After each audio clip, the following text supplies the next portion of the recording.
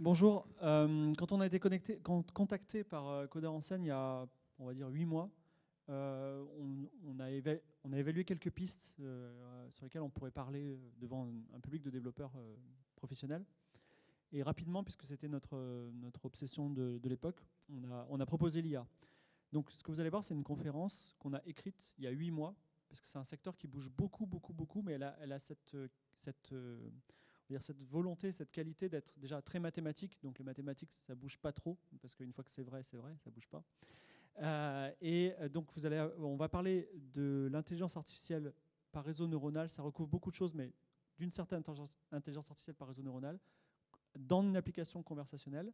Vous allez avoir le détail mathématique, c'est-à-dire si demain des commerciaux, votre client, vous-même ou un patron vous parle de hey, c'est quoi cette IA, tout ça, en tout cas mathématiquement, vous saurez comment ça fonctionne.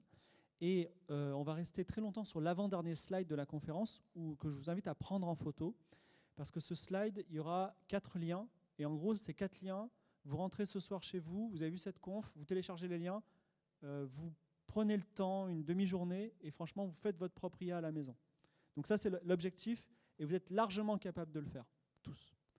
Donc, la conférence va être en 2 temps, très rapidement. On va laisser beaucoup de temps pour les questions.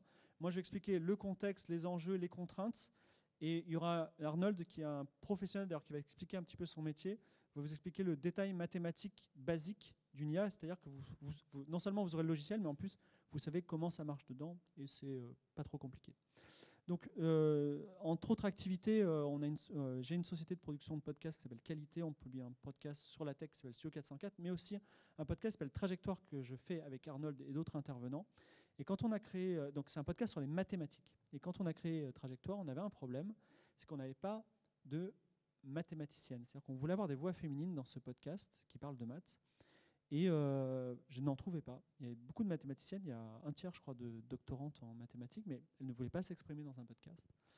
Et j'ai dit un jour à Arnold, mais si on faisait une intelligence artificielle par réseau neuronal conversationnelle qui serait notre chroniqueuse, à qui on donnerait une voix humaine? Et il m'a dit, j'ai pas le temps, mais on l'a quand même fait. On a commencé à créer, effectivement, une intelligence artificielle par réseau neuronal qui aujourd'hui fonctionne. Alors, on ne pourra pas vous la montrer en direct là, mais elle sera bientôt sur Twitter. Elle travaille chez nous. Et également, on va sortir une bande dessinée chez Delcourt, donc qui explique un petit peu, qui vulgarise l'intelligence artificielle qui s'appelait Copie étrange. Et il y a un pan entier de la BD qui est scénarisé par l'IA. Donc l'IA peut faire plein de choses. On peut écrire des textes de rap, on peut parler, on peut aussi scénariser des choses. Donc d'abord, les besoins techniques pour créer une intelligence artificielle. Donc un PC de la maison, ça suffit. Pas besoin de plus. En termes de temps, j'ai mis une soirée de libre. Il n'est pas très content. Plutôt un jour. Voilà. Vous prenez un samedi entier. Hein. Alors, c'est très bien d'avoir plusieurs cartes graphiques. Et en ce moment, le Bitcoin perd beaucoup de sa valeur, donc profitez-en.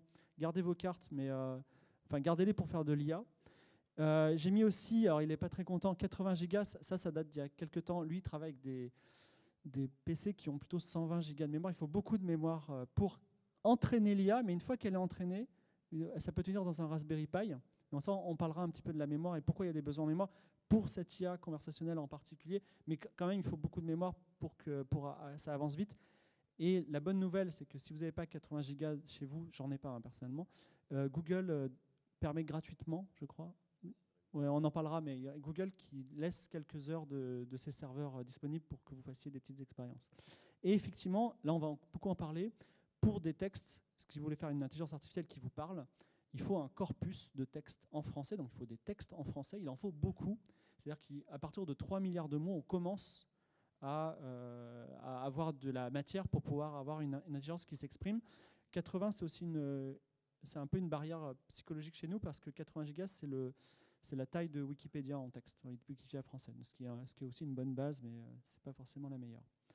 Donc, on va en parler, je viendrai 2 fois là-dessus, mais en gros, très rapidement, et on va détailler la question mathématique plus tard, c'est-à-dire que le processus de création, on prend ce corpus de texte, donc ces 3 milliards de mots, et on les éclate dans un espace vectoriel. On leur donne d'abord des coordonnées spatiales aléatoires. Voilà, continue, on en parlera dans deux minutes. Non, non. Et là, je fais la méthode simple. Hein. Et le logiciel va essayer de créer des mots en associant. Donc, il va passer, comme ils sont éclatés dans un espace vectoriel, il va juste faire des liens de vecteurs entre les mots pour créer des phrases. Il va créer des phrases qui n'auront aucun sens. Et il va les comparer à son texte de base. Il va se noter. Et il va se donner des très mauvaises notes puisqu'il va constater qu'il n'est pas bon. Et donc, il va réajuster la position de ces mots dans son espace vectoriel. Et il va voir si en les réajustant, il a de meilleures notes. Et jusqu'à ce qu'il ait la meilleure note possible, mais pas trop non plus, parce que si elle reproduit parfaitement le texte que vous lui avez donné, bah ça ne sert à rien, puisque vous avez le texte de départ. Donc il faut qu'il y ait des... Et ça s'appelle de l'overfitting, c'est ce qu'il faut éviter quand vous faites de l'intelligence artificielle. Voilà. Et donc, effectivement, au bout d'un moment, la magie arrive, c'est-à-dire que vous avez des textes qui sont intelligibles. On a presque l'impression qu'effectivement c'est une intelligence artificielle. Il n'y a pas vraiment d'intelligence derrière, mais en tout cas ça en donne une bonne illusion. Là c'est un vrai exemple de notre intelligence artificielle qui s'appelait Yuri, que nous avions... alors là il y a la première phrase, ce qui est intéressant c'est qu'on n'avait pas séparé, on lui avait donné des mots et on ne lui avait pas dit les espaces séparent les mots. Donc en gros elle avait pris l'ensemble des mots et elle avait pris toutes les lettres comme si c'était des mots. La lettre E, par exemple, c'était un mot pour elle.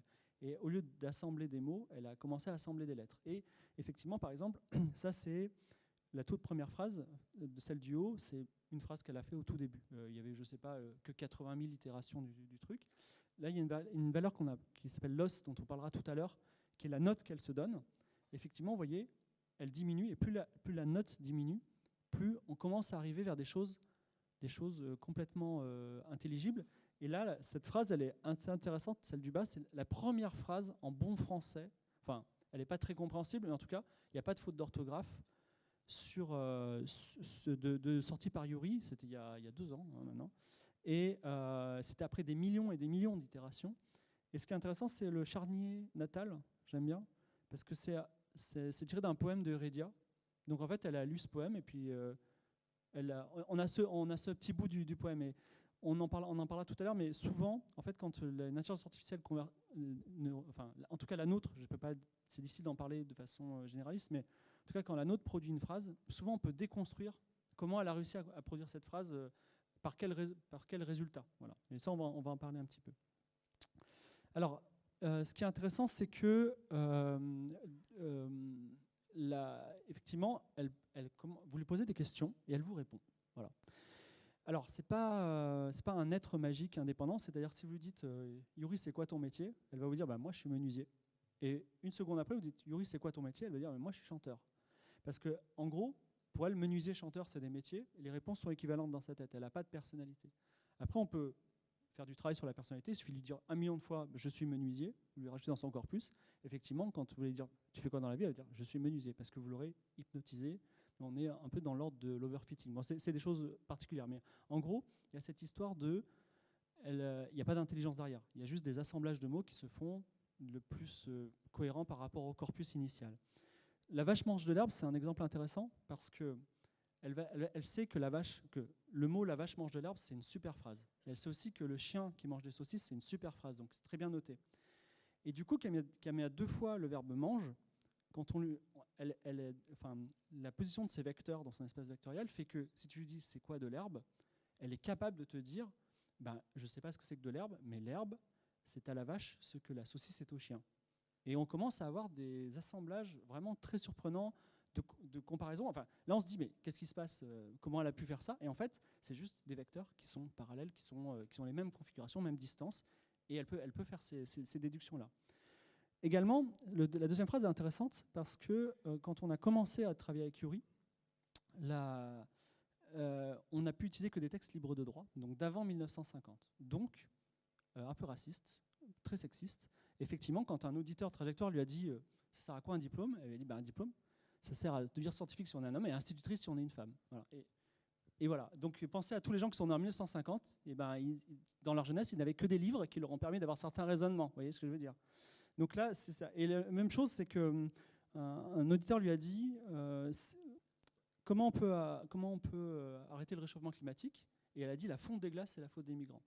Et pourquoi? Parce que réchauffement climatique, migrants climatiques, fonte des glaces, et elle a commencé à faire un petit raisonnement qui est faux en apparence, qui pourrait d'ailleurs être bizarrement interprété, mais en fait c'est logique par rapport à son entraînement, on va dire. Donc tout est déconstructible, mais on voit que derrière il y a c'est juste des assemblages de vecteurs, ce n'est pas du sens. Mais ça peut vous montrer un petit peu les petites perspectives qu'on peut faire. Donc je vais passer on est pile à la moitié de ce que je voulais vous dire. Je vais passer la parole à Arnold dans quelques minutes. Donc sachez que avant de vous mettre au travail, trouvez beaucoup de textes en français si vous voulez qu'elle parle en français. En anglais c'est bien plus facile, mais sachez que si elle est en français, elle ne parlera pas en italien, hein, donc c'est que du français. Donc trouvez un grand texte. Avoir un logiciel adapté, ça aussi on va vous en parler, il faut des drivers adaptés, mais ça se trouve, il va vous donner les références. Et il faut avoir aussi une bonne capacité en RAM. Et là, on va vous expliquer à la fois... là, je vais passer la parole à Arnold qui va se présenter. On va vous expliquer un petit peu la mathématique derrière et les logiciels pour mettre ça en place. Vas-y, Arnold. Donc, bonjour. Donc, je m'appelle Arnold. Je suis data scientist, je pense. Je ne sais pas encore s'il y a trop de termes consacrés, mais au quotidien, je développe des intelligences artificielles pour l'industrie. La majorité des intelligences artificielles ne sont pas du tout utilisées pour des chatbots et générer des textes. Il n'y a pas d'application concrète qui justifierait des sous. Souvent, ce qu'on appelle chatbot dans l'industrie, c'est plus des regex bien faits ou des moteurs sémantiques qui utilisent rarement des réseaux de neurones, quoi. Donc voilà, mais au quotidien, je programme des IA. Donc par IA, on entend souvent des réseaux de neurones et je vais essayer de vous expliquer un peu comment faire concrètement. Alors déjà, pour avoir une idée dans la salle, même si on ne voit pas très bien, je vous demandais voir qui code en quoi ici. Donc déjà, qui fait du JavaScript? Un peu ou beaucoup? Tout le monde. Donc plutôt... Ouais. Et qui fait du Python dans la salle? C'est pas mal quand même, ouais. Ouais, bah, c'est l'idéal. Après, avec quoi on peut coder en ce cas-là, éventuellement les IA. Non, mais Python, alors le langage bien pratique pour faire de l'IA, déjà, c'est le Python. Parce qu'il y a toute une gamme de librairies qui ont été développées. C'est hyper accessible. Si jamais, actuellement, vous partez de rien et que vous voulez dire « je vais apprendre un langage en même temps », le Python est bien. Avec la popularité de JavaScript, il y a beaucoup de frameworks qui ont été portés en JavaScript. Donc si vous faites du JavaScript, ça sera un peu plus compliqué pour des raisons que je vais expliquer, mais c'est accessible, quoi. Donc ça, c'est les formules de maths. Je ne vais pas trop être mathématique, mais j'ai déjà commencé par ce que Philippe disait à propos du corpus. Donc si demain, vous voulez commencer à faire de l'IA autour du texte, vous pourriez en faire autour des images, mais on va vous parler du texte aujourd'hui. Effectivement, il va vraiment vous falloir un énorme corpus, et honnêtement, ce sera le premier travail à faire. Donc pour ceux qui font du JavaScript, vous pourrez vous-même écrire vos petits web scrappers si vous voulez. J'ai essayé de le faire, je vous le dis d'entrée, vous n'arriverez jamais à avoir un volume suffisant, enfin à moins de les laisser tourner longtemps. Et en fait, il y a deux sources très intéressantes pour nous Français. Il y a Wikipédia qui publie des dumps de tout Wikipédia régulièrement. Donc si vous cherchez dump Wikipédia, il y en a dans toutes les langues aussi, si jamais vous voulez faire une autre langue que le français. Donc c'est une très bonne base, comme disait Fibre, ça fait 80 gigas décompressés, c'est le plus gros corpus français qu'on puisse trouver. Il y a une archive de News Reuters aussi qui expliquait le coût de la fonte des glaces. Donc voilà, donc dans tous les cas, si vous voulez faire de l'IA à des buts textuels, donc l'IA qui génère des phrases ou qui comprend des questions, il vous faudra sans doute, avant de constituer vos propres corpus, vous embêtez pas, vous allez récupérer un dump Wikipédia ou les News Reuters, quoi. Donc ça, c'est la première étape. Donc ensuite, sans parler du framework, mathématiquement, il va vous falloir 3 éléments pour faire de l'IA. Le premier élément mathématique des réseaux neurones, c'est la fonction d'activation. Donc, il vous faudra une fonction mathématique qui ressemble à une marche d'escalier, donc la tangente hyperbolique, pour ceux qui arrivent à le visualiser, par exemple. Donc, c'est une fonction qui, à moins l'infini, donc si je vous le fais dans l'autre sens, elle vaut 0, à plus l'infini, elle vaut 1, et autour de 0, en fait, elle monte comme ça. Donc, c'est en ça que les réseaux de neurones sont appelés réseaux de neurones, c'est-à-dire les neurones informatiques. La base, c'est une fonction qui s'appelle fonction d'activation et qui a la propriété de basculer brusquement de 0 à 1. Donc l'idéal, c'est de faire un step, une fonction qui vaut 0 quand c'est négatif et 1 quand c'est positif. En pratique, elle est embêtante parce qu'elle n'est pas continue, pas dérivable, donc on prend souvent une fonction tangente hyperbolique. Et donc ça, soit vous l'écrivez vous-même, soit dans tous les langages, vous trouverez une petite librairie de maths qui permet d'avoir ça. Donc il vous faudra un langage qui ait 2-3 fonctions de maths de base, quoi. Des fonctions hyperboliques, des fonctions trigonométriques, quoi. Donc ensuite, donc ça c'est ce qu'on voit à l'écran, c'est le TANH. Donc dans le travail qu'on a fait avec Fibre, nous on a choisi de prendre comme fonction mathématique la tangente hyperbolique, qui donc présente cette faculté de basculer brusquement. Ensuite, il y a un W et un H. Donc ça, c'est des matrices. Donc le prochain besoin mathématique et qui définit les besoins pour faire de l'IA, c'est l'algèbre linéaire. C'est-à-dire qu'ensuite, l'apprentissage des IA, comme dit Fibre, on établit une fonction de coût. C'est ce que je vais présenter, c'est la troisième étape.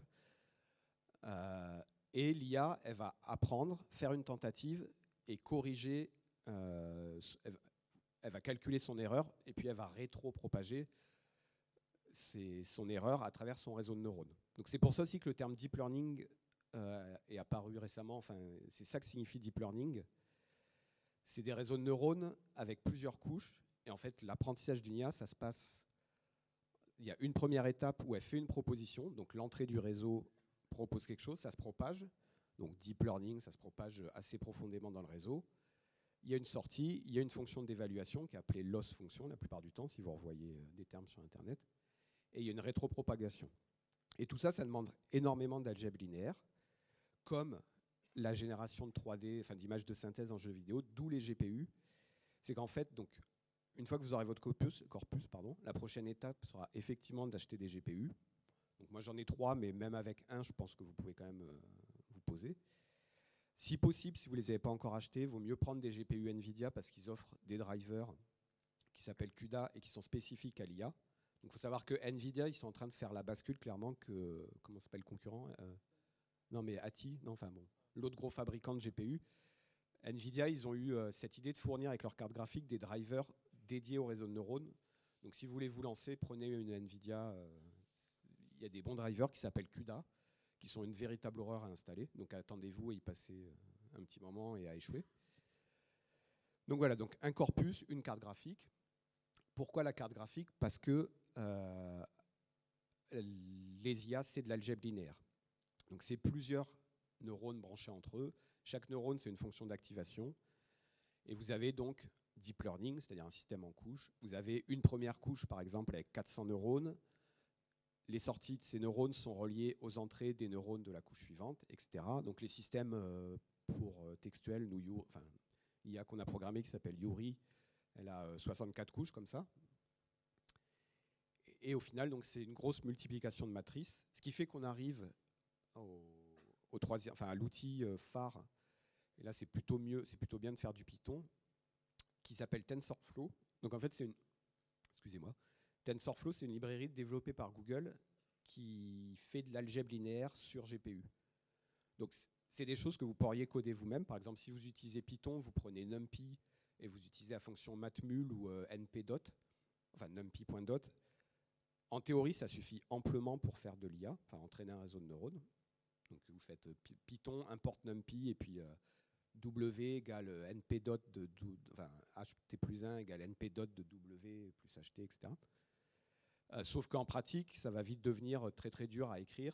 Et donc pour ça, il y a un framework qui s'appelle TensorFlow qui abstrait déjà certaines fonctions et où vous pourrez vous contenter de décrire votre réseau. Il s'occupe de transformer votre description du réseau de neurones en fonction d'algèbre linéaire, quoi.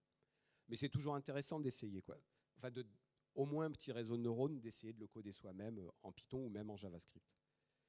D'ailleurs, TensorFlow existe aussi, il y a une librairie tensorflow.js si vous voulez essayer.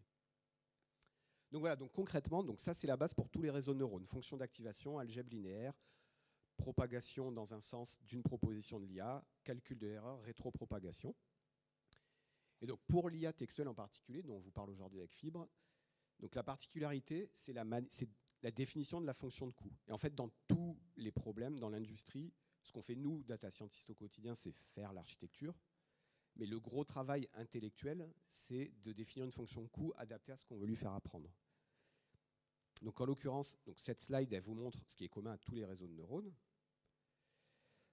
Donc ça, on vous présente brièvement comment encoder un mot, mais c'est relativement trivial. Vous pouvez choisir, si vous avez 5 mots dans votre vocabulaire, vous mettez un 1 pour le mot concerné et 0 partout.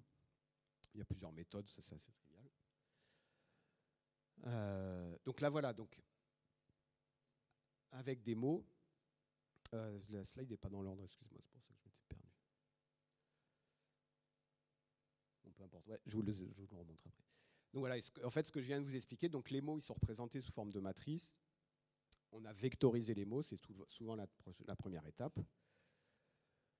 L'IA fait son calcul, elle est ça, elle dit par exemple, donc pour apprendre des textes humains, à l'IA, on lui dit, ok, si je te donne le début d'une phrase, par exemple, le chien mange une, et vous lui donnez pas le dernier mot, et vous lui dites, propose-moi un mot. Et en fait, là, il y a une notion super intéressante, donc, pour évaluer la connaissance d'une IA sur du texte. Parce qu'autant si vous voulez apprendre à une IA à tirer à l'arc, la fonction de coup, ça va être la distance, elle va tirer au hasard un premier coup, et la fonction de coup, ça va être facile, ça va être la distance entre l'endroit qu'elle a atteint et la cible. Donc c'est un nombre entier qui est facile à calculer. Mais pour mesurer la qualité d'un texte, c'est moins trivial. Et en fait, il y a une notion qui s'appelle l'entropie, donc qui vient de la physique et de l'entropie de Shannon, informationnelle, qui dit je peux mesurer ma connaissance, c'est aussi valable pour des humains, en voyant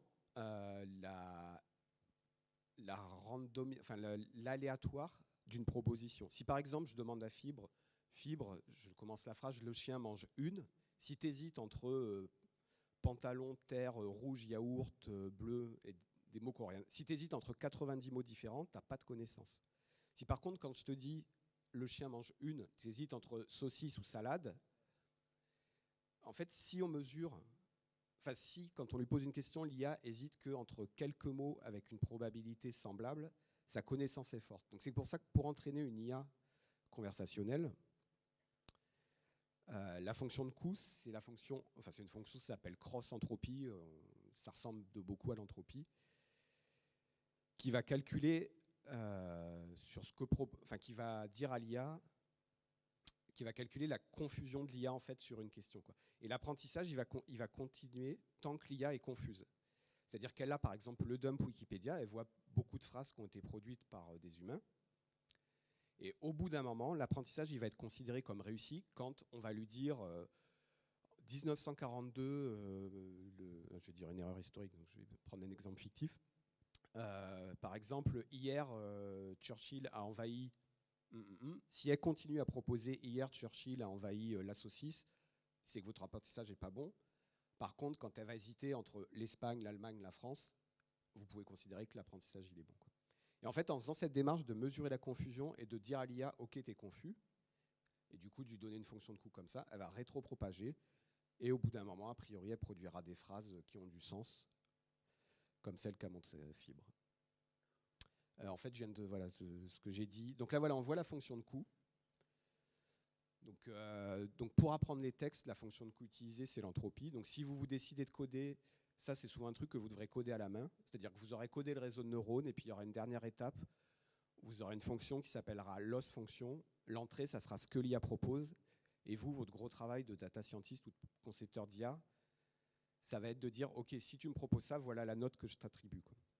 Après, généralement, les frameworks comme TensorFlow et tout s'occupent de tout le reste, mais vous allez écrire la fonction loss. Donc, dans le cas d'Yuri ou d'une IA textuelle, la fonction, c'est h égale p log de p. Donc, p, c'est la probabilité que l'IA donne à chaque mot pour finir une phrase, quoi.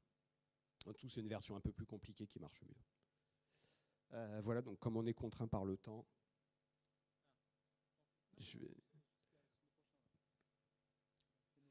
Enfin, on va vous laisser un peu de temps pour les questions, peut-être, surtout. Donc, ouais, là, si vous voulez commencer, donc il y a 4 liens. Je ne sais pas si on les distribuera.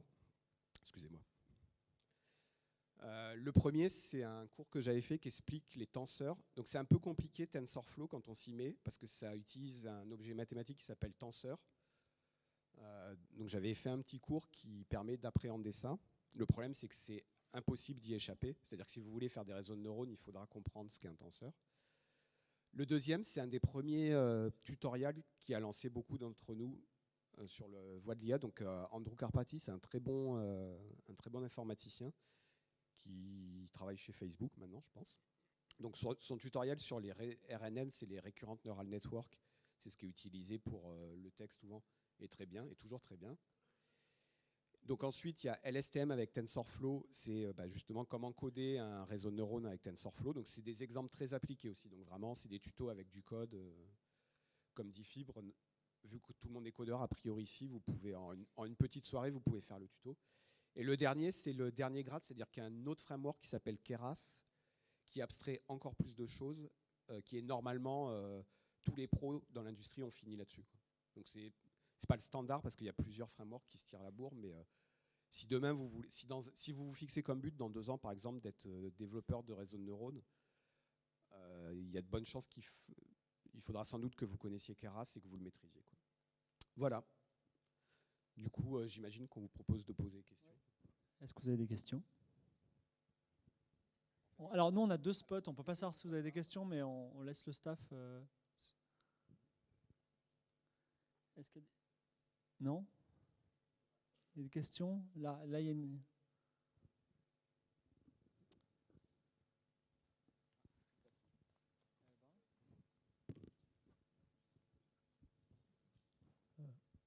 Pourquoi il y a besoin de 80 gigaoctets pour...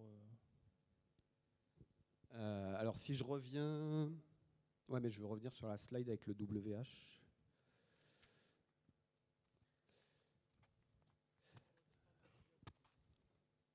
Ah oui, il y a un truc très bien pour ce que je ne connaissais pas avant.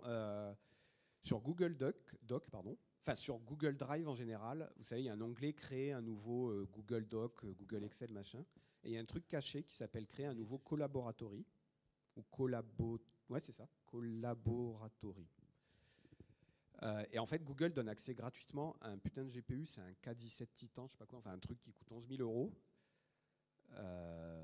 Et c'est surpuissant. Alors l'inconvénient, c'est qu'il est partagé, enfin ils sont partagés, j'imagine qu'ils ont un truc, mais du coup vous pouvez écrire des espèces de... Ça respecte la même syntaxe que les Jupyter Notebooks, pour ceux qui connaissent, sauf qu'en plus vous avez accès à un GPU assez conséquent.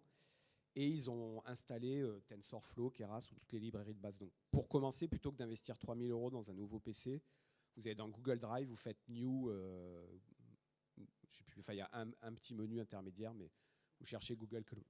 Alors pourquoi 80 gigas?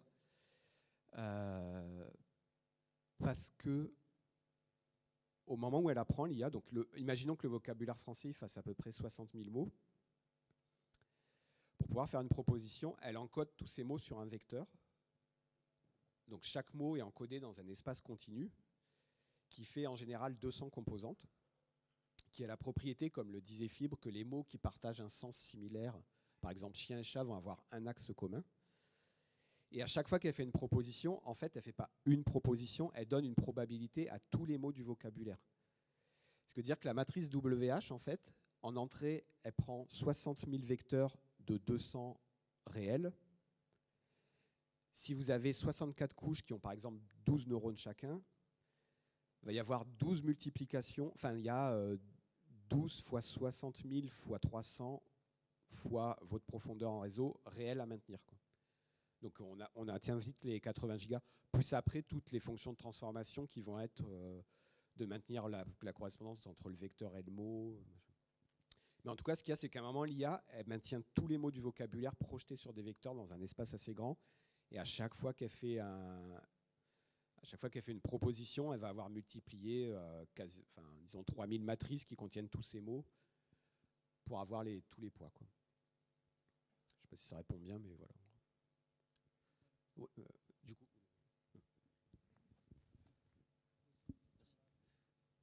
Comment vous gérez la ponctuation dans ces cas-là, comme des mots indépendamment? Alors, donc ça, c'est un process. C'est ce qu'on dit, les data scientists ont, sur un projet de 3 mois, généralement, on passe une semaine à faire le réseau de neurones et le reste du temps à gérer l'encodage, les dates et la ponctuation. Donc c'est un process qui s'appelle stemming, qui vient toujours en amont des projets, qui est justement de décider comment je transforme mes mots. Par exemple, aussi en français, la conjugaison, c'est compliqué.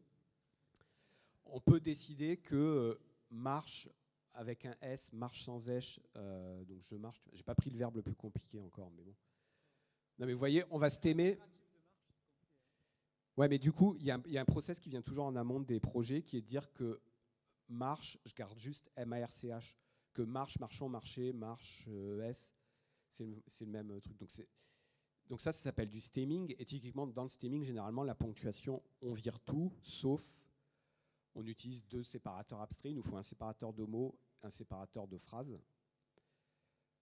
Donc on peut garder le point et l'espace, puisque c'est ce qui est standard dans la langue humaine.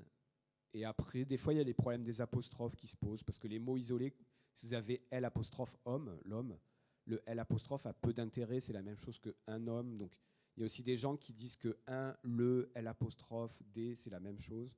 Donc ça s'appelle stemming, il y a différentes politiques. Du coup, j'ai pas de réponse unique, parce qu'effectivement... Yuri, qui a un bot, donc qui a plusieurs corpus en elle, a été entraînée de plusieurs façons différentes. Récemment, elle a produit des textes de rap. Voilà. Et donc, c'était vraiment découpler des strophes. Et au tout début, on lui avait donné beaucoup de romans du 19e siècle. Et elle produisait vraiment paragraphe à la ligne, tiret, ouverture de dialogue, réponse au dialogue, description. Alors, c'était bizarroïde, mais en fait, c'est toujours la même chose. Elle va singer la forme que vous lui donnez. Voilà. Alors ça, c'est le vecteur homme, par exemple. Pour le mot homme, ça, c'est la matrice. Voilà. Et sinon, il y a une autre question là-bas, je crois. Oui, bonjour. La question est, je vais vous demander un exercice de pensée. Imaginons que je n'ai pas 80 Go de RAM chez moi et que je n'ai pas forcément envie de perdre énormément de temps à réentraîner tout un réseau. Est-ce qu'on peut trouver des réseaux de neurones préentraînés pour les différentes langues ? Oui. Il y a deux. Alors évidemment, les gros s'y sont mis aussi. Alors vous trouverez jamais un réseau de neurones entraîné à répondre aux questions. Par contre, vous pouvez trouver des vecteurs de mots et de sens préentraînés. Il y en a deux majeurs. Je ne sais pas si on voit, mais ah oui, vous avez la lumière. Donc il y a Word2Vec de Google qui est dispo qu'en anglais. Par contre, il y a une technologie qui s'appelle FastText, qui est faite par Facebook, qui est un format d'export de... ça c'est le fichier FastText. Enfin, ça, c'est celui d'Yuri, mais ça, c'est un fichier FastText. Et du coup, je n'ai pas l'adresse en tête, mais si vous tapez FastText Facebook français, vous tomberez sur la page qui les liste pour une petite centaine de langues, quoi. Donc pour les textes, oui, vous avez... pour l'anglais, vous le trouverez chez Google Word2Vec. Donc Word comme mot, 2, le chiffre VEC. Vous tapez Pre-train Neural Network. Et pour Facebook, vous avez un illuminé qui a fait des FastText, enfin qui met à disposition des corpus pour une grosse centaine de langues, quoi. Et après, ce que je dis, ça c'est valable aussi pour les images. C'est pareil, il y a un site qui recense des réseaux de neurones préentraînés pour les images. Donc entraînés pour reconnaître des chats, reconnaître des papillons, etc., quoi. Cela dit, si vous voulez produire quelque chose d'unique, effectivement, c'est toujours très kiffant d'avoir son texte préentraîné et de s'amuser avec. Je vous invite à faire ça. Mais effectivement, rechercher, qualifier le corpus, comme c'est beaucoup de travail, ça a de la valeur si vous arrivez à le faire. Et surtout, si vous avez des corpus très spécialisés, on parlait des textes de rap il y a 2 minutes, mais effectivement, en fait, tout le monde a Wikipédia. Et ultimement, imaginons que vous créez, on en est très loin, mais imaginons que vous créez une IA qui utilise Wikipédia pour parler avec vous. En fait, vous allez vite vous ennuyer et vous n'allez pas arriver loin. Autant lire Wikipédia, par exemple. Donc, effectivement, le travail, la recherche et le travail d'un bon corpus intéressant, ça va être un enjeu très intéressant dans le futur pour les IA conversationnelles. Et oui, du coup, pour répondre plus clairement aussi, si vous n'avez pas le temps, parce que le pas d'entrée de TensorFlow est assez important, il y a une librairie Python qui s'appelle GenSim, qui offre quelques fonctions de base en fait pour lire les fichiers préentraînés. C'est-à-dire vous ne pourrez pas entraîner, on ne parle pas vraiment de réseau de neurones du coup, mais au moins vous vous habituerez à la structure mathématique des réseaux de neurones, quoi. Donc GenSim, pip install gen comme génétique et sim comme simulation. Pip install GenSim et import GenSim et voilà, quoi. Bonjour. Par votre diapo, je vois que vous utilisez LSTM et vous avez choisi CBAR comme le modèle dans Word2Vec.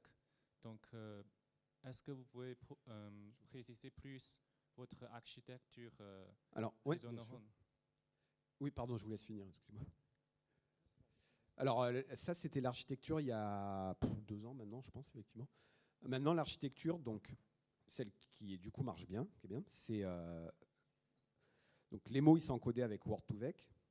Derrière, il y a un auto-encodeur LSTM. Donc les auto-encodeurs, c'est une architecture de réseau de neurones qui est ultra intéressante parce qu'elle n'a pas besoin de supervision. Et il y a un VAE, donc un variational auto-encodeur. Et derrière, il y a un petit, on en parle dans la BD, c'est intéressant. Il y a un dernier étage de reinforcement learning qui prend les sorties de l'auto-encodeur. Donc LSTM auto-encodeur, ça veut dire que là, Yuri, enfin l'IA s'entraîne à répéter des phrases bêtement. Et il y a un dernier point, donc un dernier réseau en reinforcement learning qui lui dit oui, ça mène à une action concrète, donc que je mesure avec les interactions avec les humains en fait. C'est que si par exemple si Yuri génère une phrase qui n'a aucun intérêt, enfin ne reçoit aucun retour d'interaction humaine, elle attribue peu de points entre guillemets, c'est pas aussi simple que ça. Elle attribue peu de points à sa phrase générée. Donc petit à petit, elle apprend à générer des phrases qui ont un intérêt vis-à-vis de son interaction avec les humains. Et si ça vous intéresse, l'architecture la plus intéressante pour ce genre de choses, c'est les GAN. Donc c'est le G, je ne sais plus pourquoi il est, mais c'est Adversarial Network. Ouais, Generative Adversarial Network. Donc vous entraînez 2 réseaux de neurones en parallèle, un qui génère des phrases censées être de l'humain, et l'autre que vous entraînez à discriminer un humain d'une IA. Et en fait, ça marche super bien parce que les réseaux vont s'auto-entraîner en parallèle.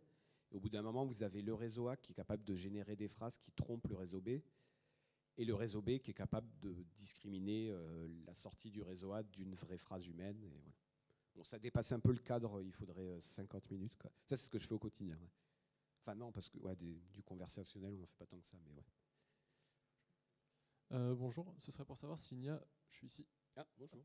Ce serait pour savoir si une IA pourrait garder une certaine cohérence, par exemple sur un texte d'une page ou de 200 pages, si elle arriverait ou elle aurait beaucoup de mal par rapport à une ligne. Non, c'est le gros truc, non. Quand ça arrive avec les chatbots de la SNCF, de la FNAC, enfin les chatbots commerciales, où c'est qu'il y a une petite astuce derrière qui dit if métier alors hôtesse, quoi. Enfin, je sais pas qu'est-ce qu'il peut y avoir. Non, actuellement c'est le gros pas qui fait qu'on est encore loin, à mon avis, mais il a l'avis d'autres personnes, des mythes.